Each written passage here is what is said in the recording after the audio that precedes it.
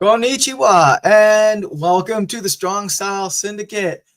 This is the Bi-Conics podcast show where we talk about NJPW, New Japan Pro Wrestling, and the goodness that it brings to us. And more specifically, in this episode, we are going to be talking about NJPW Resurgence.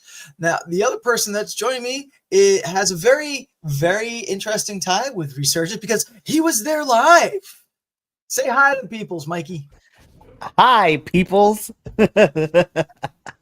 No, I'm excited to talk about Resurgence with you, Adolfo. This is a very fun show, and I'm actually excited to be able to get a chance to give my personal insights in the sense because I was there. Well, I wasn't there alone because I was also there with Mama Laguillo. So we had a really fun experience, which I'm sure we'll get into as we go along with this. But yeah, it was a good time.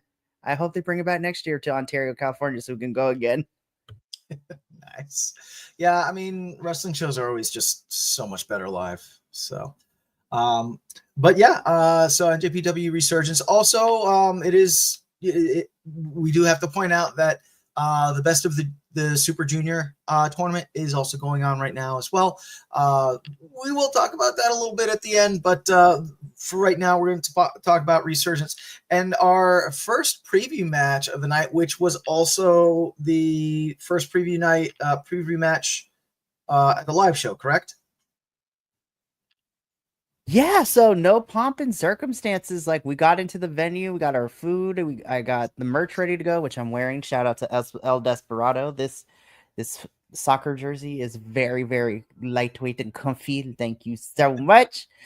But yeah, no pomp and circumstances, no nothing. Like 6:30 rolled around and we just jumped straight into everything. I was like, all right then. Nice. And this was for the Strong Survivor match, which had Alan Breeze versus CJ Tino. The winner of this match would be showcased at the next big NJPW Dominion, I believe it is. The next big NJPW show. Mm-hmm. So this was a hard fought match. It was a very, very strong style. Both individuals wrestled very well. In the end, our winner, oh my god, our winner was wiener, chicken dinner. Our winner was CJ Tino. It looked like a very good preview match on the TV. The only thing that bothered me a little bit was the audio, but you know that's beside the point. How did it look from your end? So this is where the night starts off, right? So me and Mama Laguillo get to our seats. We're chilling for a little bit, and then the show starts. So we get this match. I think this was a really fun.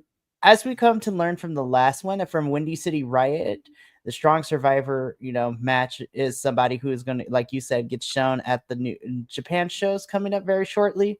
So CJ Tino, of course, he's the one that he is now currently carrying on this Strong Survivor as he won the match at Windy City Riot, and he's here back again trying to defend it against, Alan Breeze, who's trying to.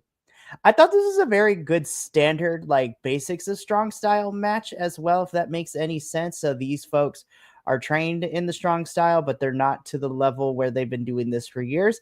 But I still thought it was a pretty good one. There was lots of good chops. There was lots of, great moves all around. I just thought this was a fun opener. Yeah. So this is pretty solid. Yeah, Tino and Breeze had great chemistry together. It was, like you said, it wasn't anything super flashy, but it was a good solid match, which is I think is perfectly fine for a preview show. Now, had you and Mama Laguillo gotten the surprise for the night by this point, or were you still in the cheap seats? So I will put this out there. It wouldn't be until we started off with the first match or at least like a third of the way through the first official match of the main card before we got our surprise. So we were still in our regular seats for the two pre-shows. Okay, so you're still in the cheap seats. Okay, cool. Mm-hmm. Our next, dare I say, preview match actually came as a surprise, where we did have a returning B Priestley, literally fresh off her 90-day no action clause or whatever the hell Non-compete, yeah. non-compete that the wrestlers have. But literally, it was the 90th day, and she was here, and she issued an open challenge, and who answered it? None other than Viva Van, who is our the newly crowned Vietnam champion, I believe. Vietnamese, yeah. Yeah, the Vietnamese pro wrestling champion. So congratulations, Viva Van, on that. And so this is kind of how the match started. Viva B was like, nope, and drop kicked her. You know, I believe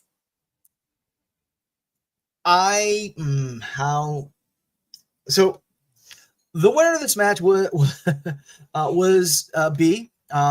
She hit her finisher move, which is called the Plan B, and then got the 1-2-3 pin on Viva Van.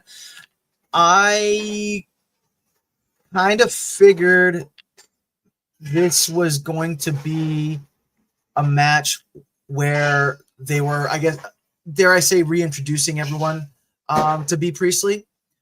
So, you know, they wanted to give her a match to put her over. Not saying that it was a cakewalk. Viva Van gave her a very hard fight. There were some big hits. I mean, we've seen Viva Van not only in NJPW, but AEW and CMLL. So we know that this girl can go. Big hits, some great spots. I believe they had some pretty good chemistry as well. But yeah, like I said, B comes out with the win in this, and I guess we're going to be seeing her at the next NJPW show. How did it look from your end, Mikey?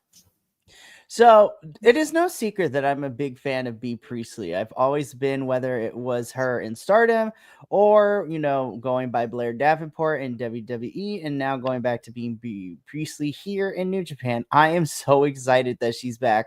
And I do like the fact that Viva got to be her kind of return to Japanese strong style opponent, which is really great. Viva Van's been popping up all over the place.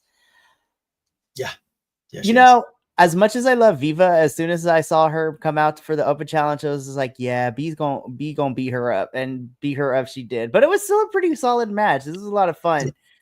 Now, this match was great, but what we got in like the scrum afterwards, where we're backstage with all the backdrops and everything, has me even more interested too, especially when we talk about later on what main evented. So I'm going to bring that up when we talk about the main event of Resurgence.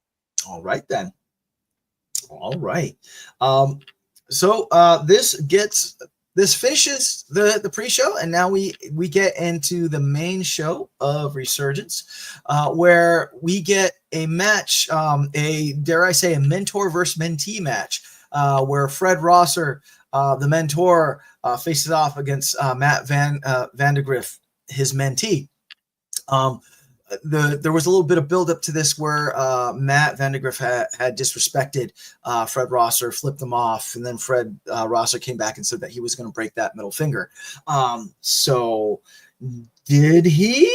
Well, we're here to tell you. Fred Rosser didn't break the middle finger, but what he did do was sink a really deep cross-face submission hold on Matt Vandegrift, making Matt Vandegrift submit. So Fred Rosser did get the W in this match. From the at-home TV side, this was a really good match. Dare I say, a lot better than I thought it was going to be. Both these wrestlers, being mentor and mentee, they really knew each other. They really danced well with each other. You could tell that Fred was definitely the strong style person, and Matt Vandergriff had more of, as the kids call it, the flippy dips going on. But it was beautiful. It was beautifully done. Matt Vandergriff would go for do that thing where he would go for a kick. Fred would catch his foot, and then Matt would do like a flipping kick. A lot of stuff on the outside. Matt Vandergriff, he hit first, and he hit very fast. Had a very strong offense at the beginning, but Fred Rosser, comes back and just starts laying into him. We had the fight going out in the audience. Mikey, did you have any sweat or spit? Well, no, you were still in the no, you were down now, right? For this, yeah. So we get about I wouldn't even say a third. I would say a fourth as well. So we were about a fourth through the way through the match, and then we got the surprise where me and Mama Laguilla were chilling in our seats, and one of the workers at the arena be like, "Hey, so I came down here to ask you if you guys wanted to get free upgraded tickets to the floor." But she told us that, if we didn't like the seats we were at on the floor, we could always come back to our seats. And I'm like, hey, you know what? We said to ourselves, this rarely happens to us as well. So why not? Let's see how it goes. So I'm very aware as to why they do this, because there were still some empty seats on the floor. And of course, since this was being streamed, they need to pack out on the floor, for the camera and everything. So, all that's there. So I'm thinking when we go down there and we start walking down to the floor, I'm thinking to myself, you know what? This is sorry, brain fart. We're going to be put in the back. We're going to be put all that stuff. We kept getting closer and closer to the ring until we were literally, there were two individuals in front of us, and then in front of them was the barricade. So I'm like, oh my gosh, we are here. This is crazy. That's awesome. So we spent the rest of the night at ringside, basically.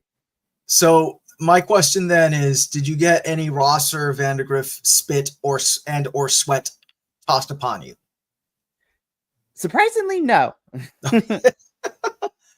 Did they come, because when they came out to the audience, did they come out close to where you were at, or were they on the they went on the other side? Okay. All right. So like I said, Fred Rosser comes out with the submission win. Also, I got to give a shout out to Matt Vandergriff for slapping Fred Rosser's bald head. That seems to be the thing wrestlers are doing against bald wrestlers now, is slapping the bald heads. The disrespect. But yeah, exciting first match. It got me amped for the rest of the show. Our second match, though, it was one that's near and dear to our hearts, because it has our boy Templatio. So it was the West Coast World Class Wrecking Crew of Jarrell Nelson and Royce Isaacs versus the United Empire newly made member Templatio and TJP for the Strong Open Tag Team Championship. I will tell you what, if this was, and I apologize because I wasn't able to watch anything previously on NJPW. So if Templatio and TJP had matches beforehand, I didn't see them. When they came into this ring, though, they looked like a tag team, which I thought was super impressive, because a lot of time so Templatio comes from CMLL. And when he's down there, even though he does have the occasional trios match or tag team match, he is mostly a singles competitor. And we have seen a lot of times when two single competitors come together, that doesn't necessarily mean they make a great tag team. These two look like they've been together for years. I was amazed at just the cooperation and the communication that they had with each other.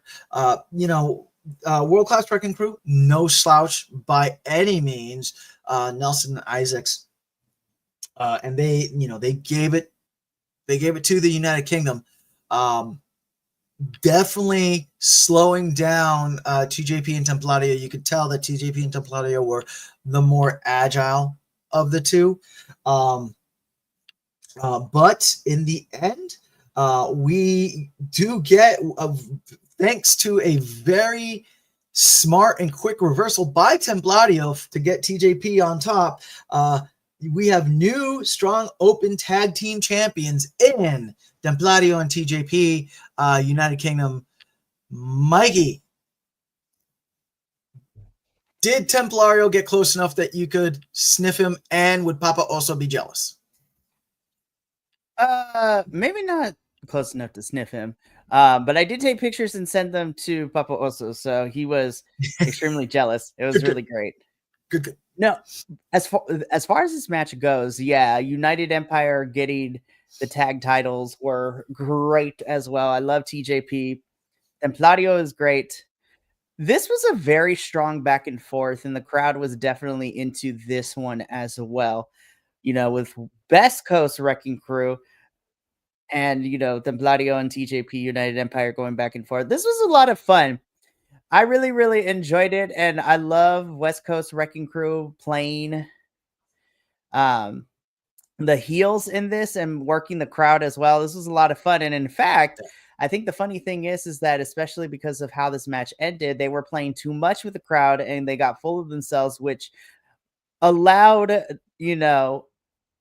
TJP and Templario to capitalize and pin Jarrell Nelson for the victory. Yep. So this was a lot of fun. I really, really enjoyed this, and I'm happy that Templario and TJP are going to be our strong open weight champions forever, how long they hold these titles. Yeah, definitely. The only complaint I would have, and I feel like this is a thing that I'm going to have whenever our CMLL talent goes elsewhere to wrestle. It did kind of feel like we had Templario light. Because watching CMLL, we know he can fly. One of his finishers is at the Arena Mexico. They have this big runway leading up to the ring, and Templario will go out on that runway and then come running in and do like this jumping 450 on top of people. And we have seen him do amazing rope work. So he not as much rope work. We definitely saw the more strong style in him. Not saying that he didn't do some high angle stuff. I'm just saying the man can fly. So don't be fooled. The man can fly. So, but yes, we have our new strong open weight tag team champs in the United Kingdom. Bringing us to our next match. Oh, what a fun match this was. So this was an 8-man tag team match. Previously at Windy City Riot, we got this very mysterious promo cut by Matthew and Nicholas Jackson calling out the Bullet Club War Dogs, and like saying that they would meet him at Resurgence, and they were going to bring these mystery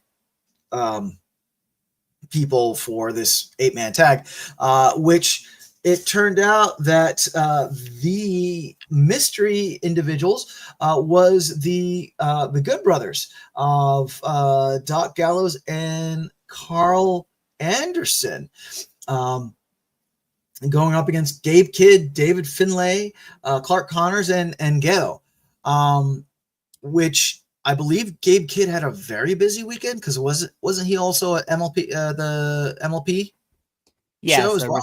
Yeah, so Resurgence was on Friday. Gabe Kidd was over in Canada Saturday evening, as he was part of that triple threat between him, Michael Oku, and Speedball Mike Bailey.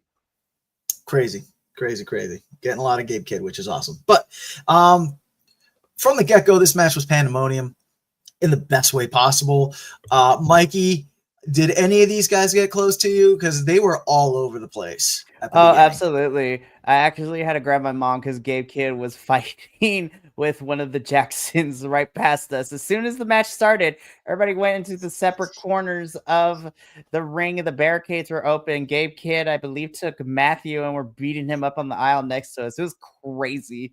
That's fantastic. The match was brought back to the ring, and that's when the Young Bucks do what the Young Bucks do, and they were high flying. It's as if the Young Bucks had the home ground advantage, Mikey. Oh, why would that be? Mm-hmm. It's no secret that the Young Bucks are hometown boys. They were born and grew up in Rancho Cucamonga, which is within the same area as Ontario, California. So this is a little bit of a stomping ground for them, which, I was very surprised of actually how well received they were. And it was actually a pretty good mixture between the cheers and the boos for the Young Bucks. I will say, though, I really enjoyed seeing the return of the Good Brothers too, because especially since being let go from the Fed, they really didn't get too much of a chance. I thought there was going to be some promise when we put them with AJ, and then we also had Mia Yim be a part of that little faction, and then they took AJ out, and then Mia ended up going out on her own, which left the Good Brothers nothing a lot to do. I will say, though, I really enjoy the Bullet Club War Dogs, and essentially this match boiled down to, well, it's the OGs versus the new breed of Bullet Club, because Bullet Club's been around forever. This was a lot of fun. It was really fun to see the Good Brothers back in action. I think this was a good pandemonium. Gabe Kidd cutting a whole entire promo in the middle of the match was amazingly hilarious. Yep. It's fantastic. In the end, we do get the Good Brothers and the Young Bucks getting the win over the Bullet Club War Dogs. My other question was at the end of that match, I saw Matthew and Nicholas going out and hugging some people. Mikey, did you get a Young Buck hug? You're muted. Sorry. I thought about it, but because there were so many people at the barricade, and I'm not the type of person to kind of fight my way through, but it was really nice though. And I think that's something about being at a live show, especially that close, that most people don't get to see or understand, is that, underneath the characters that all these people play, they truly do love the experience. Like the Young Bucks made sure to get pictures and video. And actually somebody brought, I think, Nicholas a painting and like a small little art painting, and he was so cool about it and everything. It was really fun. It was really, really sweet.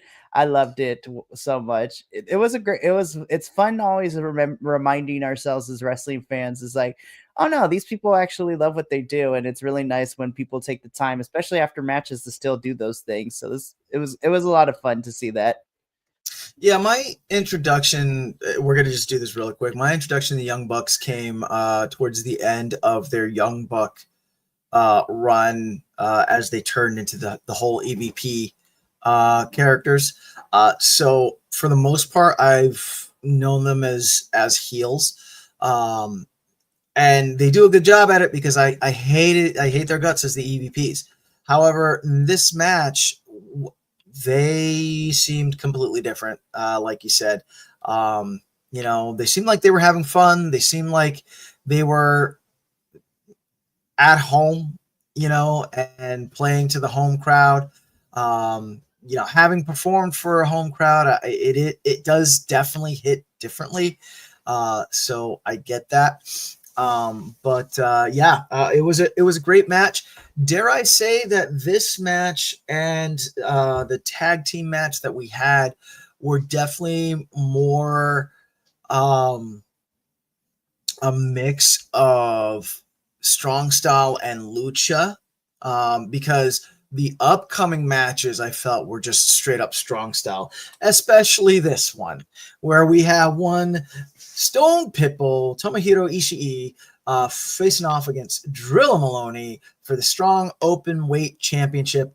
And wowie kazowie, did we get some hits in this, man, I will admit for a minute, and I don't know if you saw this in the live, being in the live crowd there, Mikey, but there was a moment when Drilla, he punched Tomohiro Ishii.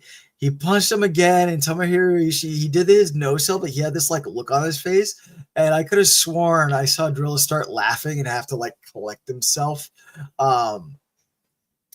because that look that Ishii gets is just it's classic. We do get Ishii retaining the belt.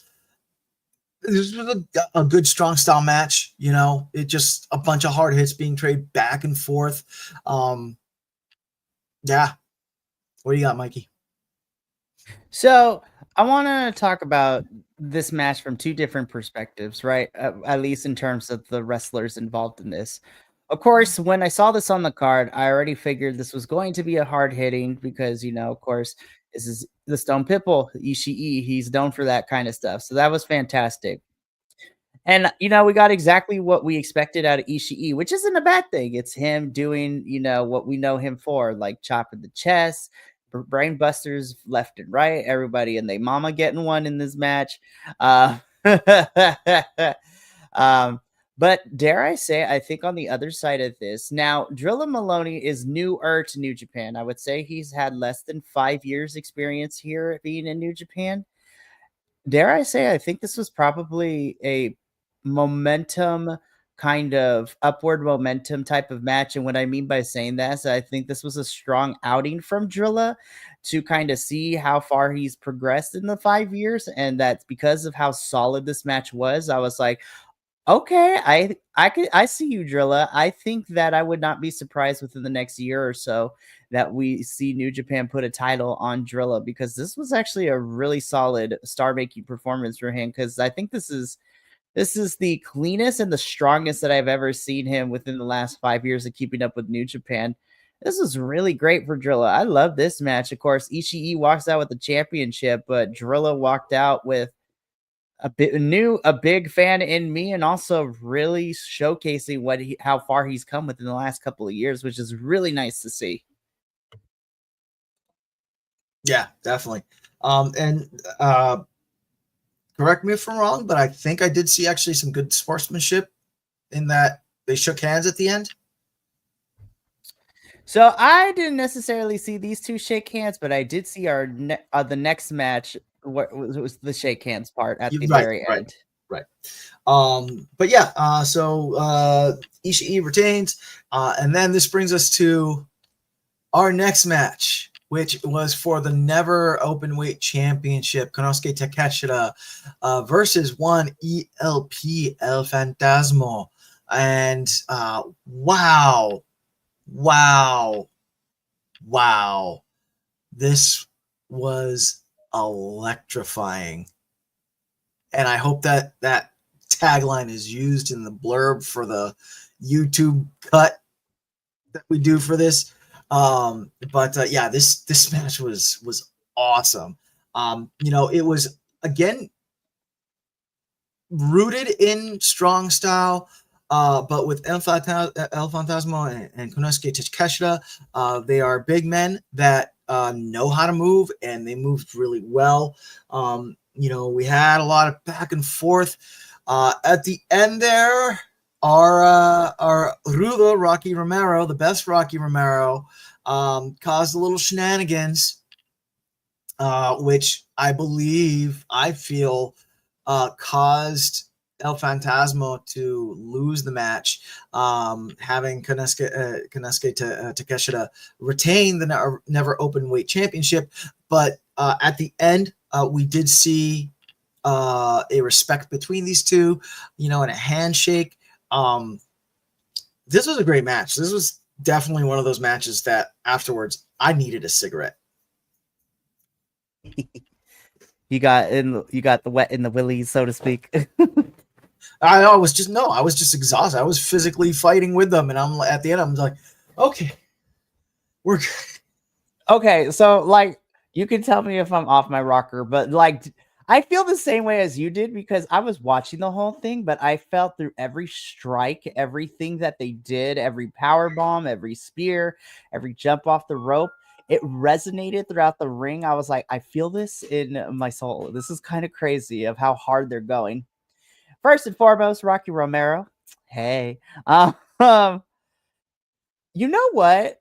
Not to sound bad. I was like, most Latino men are short anyway. So I was like, I was no surprise he was short.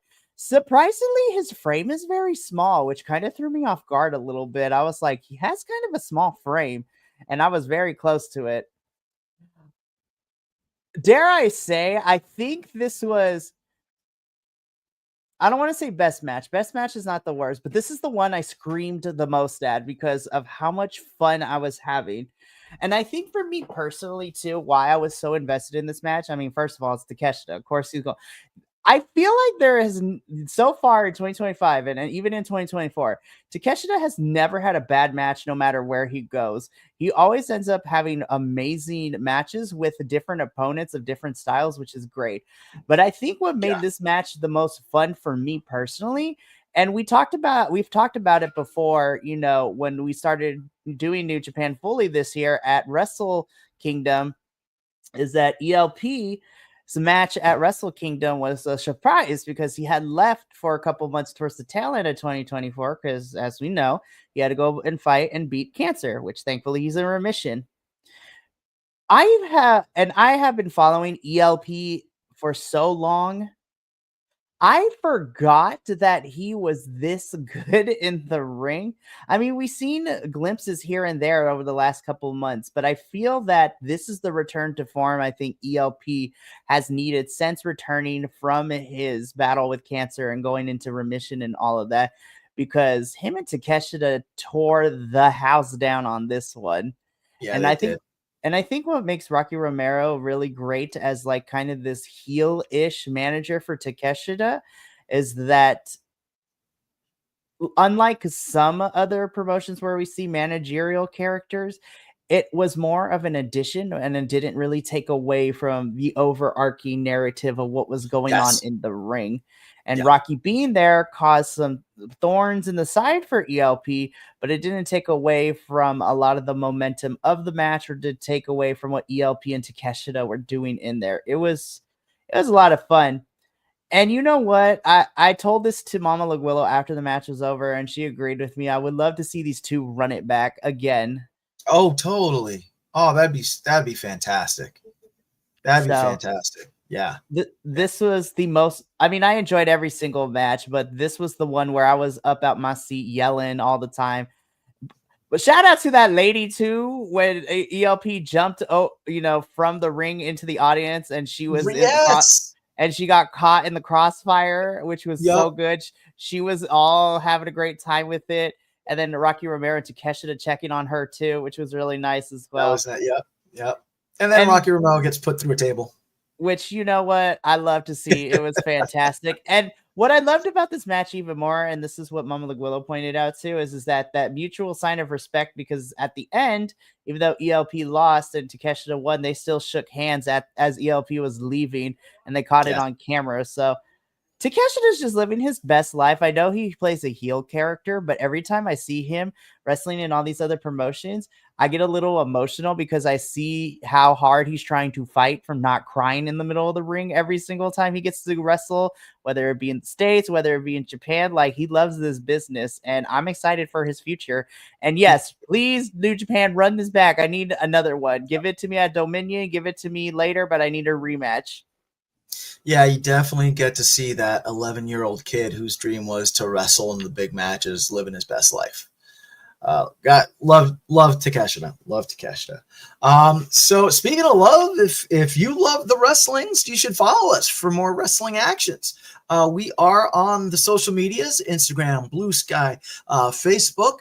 If you like them videos and the actual podcast things, you can find us on YouTube, on Twitch, also wherever you listen to the podcasts in your ear holes. You can find us there at BC WrestlePod. We got brand new merch, which has been linked in the chat, but that is BC WrestlePod Shop. fourthwall.com. And then if you really want to help us out and you got the little bit of cheddar to spare, you go ahead and join us on Patreon. We have all the goodies that to offer you over on Patreon. Some behind the scenes looks and whatnot. So, and speaking of which, upcoming this week, today is the 12th. So we had our Backlash Backlash review earlier on. So once you're done with this, go check that out. Go watch the replay. We had a fifth person do a run-in spot. Our good friend Nick came on for 10 minutes and we broke down, open Backlash and all that. It was a good time. Nice. Tomorrow we have the AEW Ensemble, where they're going to be going over the AEW goodness that's been going on lately. Yep. On Wednesday, we have NXT Los and the CMLL Los Lobos de Lucha later that night. On Thursday, this is another 5-6 day a week, which we said we were going to ease it up after Mania. Wrong. We have our Maple Leaf Wrestling review.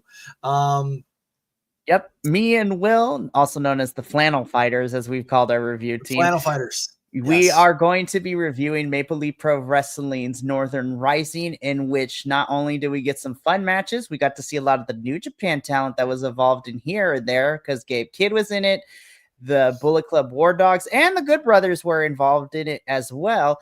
But on top of that, this show is also important because now we have our inaugural MLP men's and women's champions as well. So it's great. Nice. And then on Friday, we'll close this week out with our TNA review. And that is our week. So we got a lot of stuff coming up. Please check all that out. But stay here because we are now getting to our dual main event for NJPW Resurgence. In our first one, we see Hiroki Goto, our champion, the IWGP World Heavyweight Champion, facing off against Zack Sabre Jr., the greatest technical wrestler alive. I will die on that hill. This was a really fun match. You could tell that there was a lot of animosity between the two, and that came out in the ring. I feel I saw a side of Zack Sabre Jr. that I haven't seen, in that he seemed very dumbfounded, if you will, and very very flustered almost by Hiroki Goto. Spoilers, Hiroki Goto does retain his championship belt. Zack Sabre Jr. not happy about that. Actually kicks away Hiroki Goto's hands and leaves the ring area in a very heel fashion. But I thought this was a very, very great match. A lot of good action. What do you think, Mikey? So I think this was a really good match, and upon being there live, the whole entire crowd was very dumbfounded when we got the double pin, which caused Goto to still retain his championship, which is really, really interesting to say. So I thought about this and I was just like, you know what? This is going to be interesting. So at first I was like, I don't know how I feel about this ending, but then I thought about it because of everything that we got afterwards, right? So Zack being visibly upset by the decision, going after the ref, kicking Goto's hand when the shaken, and storming out of the ring. So while Zack is not a complete 100 baby face in the terms, like he leans towards like the tweener role, leaning more to good, I think I hope to see this is where it leads back to Zack being the heel that I was introduced to in New Japan, where he's just where he's a young punk, is like his, the TNDK theme says, and just be's a punk and just is absolutely decimating and kicking people and just being aggressive. I am happy to see Goto retain the championship because his run is still going to be good, going to be going on. But again, when I talk about it in the news a little bit later, because Goto retained the championship, we now know who's going to face the next challenger for that title at Dominion, because everything that got set up in Japan prior to Resurgence. But more on that on the news brief. That's right. Do you think we're going to be getting Goto Saber Jr. Part 3? I think eventually we might. I don't think we are going to right now. But hey, you know what? I am not a booker in New Japan, so only time will tell. Fair. So finally, this brings us to our main event, and I'll be honest, this was my match of the night, where we have Azumi and Mina Shirakawa facing off against your strong women's champion Mercedes Moné in a fatal 3-way, and I wasn't expecting this ending. Azumi, our favorite little Stardom star, rising star, whatever. I know she's not rising because she's been in this business for a while, but I just got introduced to her, so she's rising to me. Azumi is our new Strong Women's Championship. Mikey, try to tell me this wasn't the match of the night. I will plead the fifth. So okay. Did I enjoy this match? Absolutely. I got to not only see Mercedes outside of AEW, which is great. I also got to see Mina, who I love to send Stardom, and Azumi, same thing. I've been following the Stardom girls for a little bit now, and I'm excited to see this. I will say this. I think this was an absolutely fun, and this was an absolutely great match. I think the only issue that it had is this was main eventing after we just saw the controversial finish to Zack and Goto, and then the banger that was ELP and Takeshita before that match. So I think these women had to do a lot. I think in-ring wise, I will say probably the last 2/3 of the match is where it started picking up, but the first third of it took a little bit to get there because it felt more like a one-on-one between Mercedes and Mina more than a triple threat, because Azumi was out for like the first third of the match, and then she came in. I will say though, Mina is so good at the comedy Joshi style wrestling spots. Like, Oh yeah. even at the beginning of the match, like she slid in and she was holding Mercedes and Azumi's hands, and she's like, yeah. And then they both beat her up afterwards. Yeah, that was it good. Was so good. So I am not the person to say that your match of the night is wrong. I will say this was a phenomenal match, and I really enjoyed this. But I still think, for me personally, ELP and Takeshita was probably my match where I was screaming the most. But this was also great too. But I think what also this does, because, and again, this is conspiracy brain working right now, conspiracy hat, Mike El Jefe working. I think because New Japan has a working relationship in AEW, I honestly think this match not only gave us Azumi as our new Strong Women's Champion, which is well deserved because of how much she's been putting in the work for New Japan, both in and Stardom, for both in Japan and in the States for the last year and a half, that she is the 5th champion for this title, which is kind of crazy that this has only had 5 champions be a part of this lineage and legacy, which is great. And Azumi, I think, is going to do really well to fit in with the legacy of Mercedes and Willow and all those girls. Like, it's going to be so good. This was a fun match, but I think this also sets up that now that Mina is officially done with Stardom, as we covered during, American Dream a couple weeks ago, and now she's moving to the States full time, I would not be surprised if Mina and Mercedes is like a feud that kicks off Mina's tenure in AEW now that she's here full time. But I also love, and I know some people give her grief, I actually really love Mercedes' overreaction to losing the championship. I was like, yeah, because she's been Mercedes. Fantastic. It was great. She's been Mercedes 4 belt, and now we are starting to see her now that she's lost one of her titles. I'm interested to see in all the promotions that she's champions in how it's going to affect her. Is she going to start doubting that she's going to be able to keep TBS championship? Is she going to be able to keep the Rev Pro Women's United Kingdom championship? So I think this is now we have somewhere to go, as the professor would say. Now that Right. Mercedes has kind of gotten knocked down a little bit off of her pillar of being Mercedes 4 belt, and now that she's Mercedes 3 belts, now we have somewhere to go with her character. But this was a really fun match. But my match of the night, no, but I understand why it would be yours and everybody else's because it was still a lot of fun too. And again, Yep. Azumi is going to have her work cut out for her because of everything that happened backstage when the cameras went off from the pay-per-view. Yes. Yes. So I will agree. The first third of the match did take a little bit to establish itself.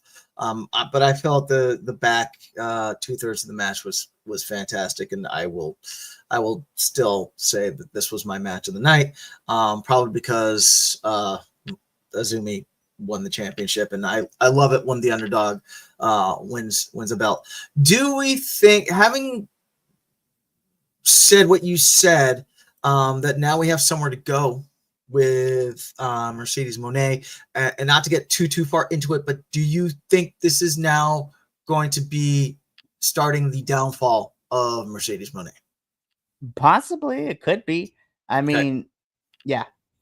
Stay Okay. tuned for tomorrow's review to hear our thoughts more in depth about who might possibly be her downfall. There we go. And Azumi, she's young talent, so I see her. I hope that she holds on to the Strong Women's Championship for a while, because I feel that the belt is new enough and she is young enough. And again, I say young because I know that she's been wrestling for a while, and I hate saying, oh, they're young wrestlers when they have already like 15 years of wrestling experience under their belt. But I feel that this belt can grow with Azumi. So I hope that, that they allow her to hold on to it for a while. That way she can have a reign like a Mercedes, like you said, or so that her name can go down as one of the greats that held that belt. So, all right. So this, that's the end of Resurgence. So really quick, the Best of the Super Junior 32 is going on right now. I'll be 100% honest. I have only been able to watch halfway through the May 10th show. I'm going to get caught up, and we're going to talk after we're done a little bit about what we're going to do for Best of the Super Junior, because I believe it is something that should be talked about. What I will bring up really quick are the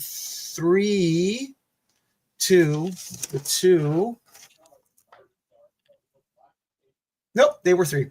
The three preview matches that we had on May 10th. Just really quick, I want to touch on them. Our first match was Ninja Mac, Katsuya Morishima versus Robbie X, Taiji Ishimori. And in this one, we had Ishimori submitting Morishima with a cross-body lock. Really fun match. When I originally heard NJPW, this was the type of NJPW I thought I was going to be getting, all the time. So not saying that it's a bad thing of what I've gotten, but I was really happy to see the Japanese talent going at it. I love how vocal they are. I love the audience. It's such a cool feel. This was a really fun match. The next preview match for May 10th that there was Mao Mao, Tiger Mask, and Shomo Kato versus our Kevin Knight, now in AEW Kevin Knight, Ryusuke Taguchi, and Master Wato. At the end, we did get Master Wato hitting German suplex on Mao Mao on Kato for the 1-2-3 pin. Another really great match, another really fun match, really fast match. Great to see. Our last match was Yo and Turo Yano versus Robbie Eagles and Hartley Jackson of TMDK. This was a very comical match. The Yowie was strong with this match. Let me tell you what. And really quick on a sidebar, I didn't get a chance to look up what they call, but in Japan for the Grand Sumo Association, that's the big wrestling, the big sumo association that they have in Japan. Those tournaments run every other month. In between that, the Grand Sumo Association, they have their Yokozuna go, and they do like promotional tours around Japan. And in this tour, one of the things they have is actually comedy sumo. A comedy sumo match. Again, I wasn't able to look up what it's called, but this match reminded me very much of that type of match. There was a lot of tongue-in-cheek stuff going on, like when Toru Yano comes in and he thinks he's facing Robbie Eagles, but instead it's Hartley Jackson in there, and he's like, oh, and he's like scared of the big guy. It was very funny, very entertaining. In the end, TMDK I apologize. Yo and Toru Yano do get the win because Toru Yano hits a low blow on Hartley Jackson while the ref's back was turned. So they get the win on that. So but stay tuned. We are going to be updating the Best of the Super Junior 32. And with that, we come to our news segment. Take it away, Mikey. So I only have a little bit of an announcement. So as Adolfo has said, we are going to talk to figure out how we are going to cover the Super Juniors. So it might end up being the same way as we decided to cover the G1 later this summer, but we'll talk about that later. But as far as the news goes for all of this, for New Japan and stuff like that, because of everything that happened at Resurgence, we do have a couple of more matches officially made for Dominion, which is going to be the next New Japan show that we are going to be covered. So now we are going back to the Land of the Rising Sun for Dominion, which takes place on Sunday, June 15th, which means that depending on, time zones and everything, either we will be watching this on our own, or if Adolfo and I decide if we think we can manage a very late watch along, not streaming it, but just us two, we can, but we'll figure that out. But we do have we have a couple of matches announced for Dominion, which is going to be really, really fun. So because of everything that went down at Resurgence and everything that, goes with it, we do have a couple of matches made officially for Dominion, and they are as followed. So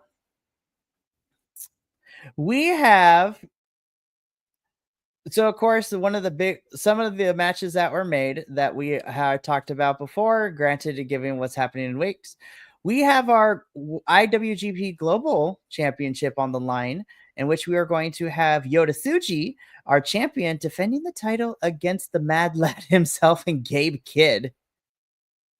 So that should be a really good match, of course, because it's not House of Torture shenanigans. I don't think we will be seeing Yota Tsuji's twin. But I don't care. I love that at Sakura Genesis. I had such a great time with that. But speaking of Evil will be in a match against the leader of Bullet Club War Dogs, David Finlay, in a dog collar of death match. So essentially, it's going to be a dog collar match, which makes me excited. Of death. So cannot wait. Of death. But then, of course, we continue the Hiroshi Tanahashi's retirement road, and he will be having a match against one of my personal favorite people from TNA and when he was with Joe Hendry, but it will be Hiroshi Tanahashi versus Yuya Uemura in one of these retirement matches. So I'm excited. It's going to be good. It's going to be a lot of fun. On top of that, we also got newly made that Takeshita will also be at Dominion to defend his never openweight championship against one of our Gaijin talent in Mr. Okay, I'm going to try to pronounce this because it's Bolton Oleg. So I'm excited. This is very European man. It's going to be interesting. And reading up on the history and doing all this, they are 1-1 against each other. So this is going to be interesting, to see what happens with all of this. We also have the IWGP tag titles on the line, as we have Chaos, which is going to be Ishii, which makes me excited for all of this. Ishii is going to be teamed up with his stablemate Taichi to take on our current champions, members of United Empire, and Callum Newman and Grado Khan. So that's gonna be fun. God, yes, he's so I'm fun. excited. That's going to be fun. And then because Hiroki Goto retained the IWGP World Heavyweight Championship at Resurgence, he will be defending his title against the next challenger, which is going to be in the form of Shingo Takagi, which makes me super excited. I'm excited. It's gonna be great. It's going to be so much fun. And that is all the news that I have for you in New Japan related stuff. Of course, we got Best of the Super Juniors going on. And as soon as that's over, we have about 2 weeks before Dominion. So summer is looking great for New Japan, and I can't wait. Wait, but Mikey, you said something happened at the media scrum after the women's match. Right. So this is going to set up something interesting. So on the social media, Azumi was giving an interview, of course, behind the cute little New Japan backdrop that they always do afterwards. And who should come congratulate her and the title but Miss B. Priestley. So B congratulated Azumi. Azumi was very surprised to see B back in. And B said that she'd be seeing Azumi really soon for that title. So we might be getting an Azumi and B. Priestley match for that championship in the near future, which has me excited. I can't wait. Very good. Very good, very good. And that's it for our NJPW goodness. Please stay tuned. If and when we post the best of the Super Junior 32 stuff, it's going to be kind of guerrilla. So definitely watch. Stay tuned to the Bi-Conics, the reels and the shorts and whatnot, because you might see it there. But